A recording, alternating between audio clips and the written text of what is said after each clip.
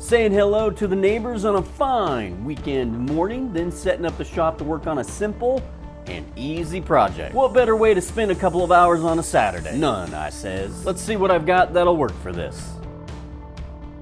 Should do me. Cut a few pieces of length on the miter saw.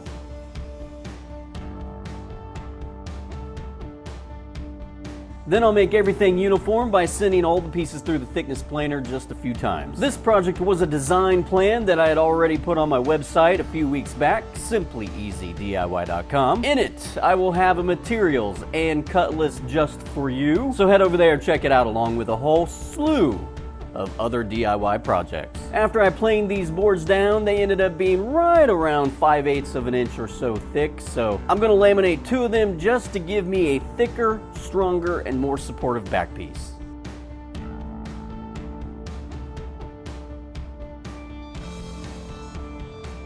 While that is drying in the clamps, it's time to go on to the second part of the wine rack. I'll mark some lines about 3 inches apart.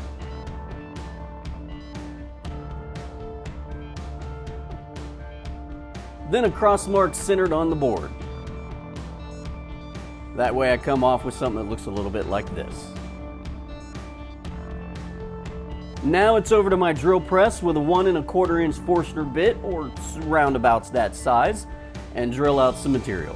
I've got a sacrificial board underneath my workpiece just to keep the blowout on the back side to a minimum.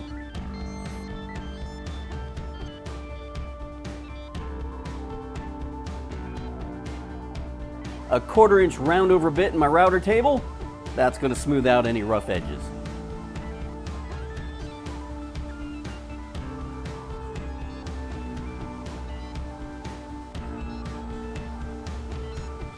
Remember the base piece drying in the clamps? That's done, so I'll remove the round over bit from my router table, set up my fence, and route a 1/4 inch deep dado down the center of said base piece. Now, woodworking is a delicate dance of precision and the expression of elegant lines that requires a patient and experienced hand. Yep, good thing I don't mess with any of that here. I'm just gonna rap on this thing till I do some damage. Yo. I saw my dad do this once to a piece of furniture when I was a kid, and I always thought it had a lot of character, so I thought I'd imitate. You don't have to. Finish a project however you like. Now I can go ahead and join the 2 pieces.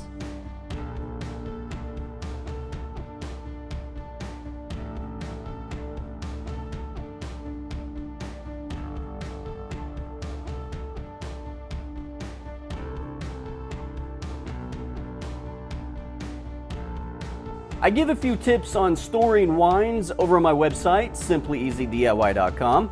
Head over there for all the blah, blah, blah. Find me on Facebook and Pinterest. Subscribe if you haven't. That way you don't miss any simple and easy DIY projects.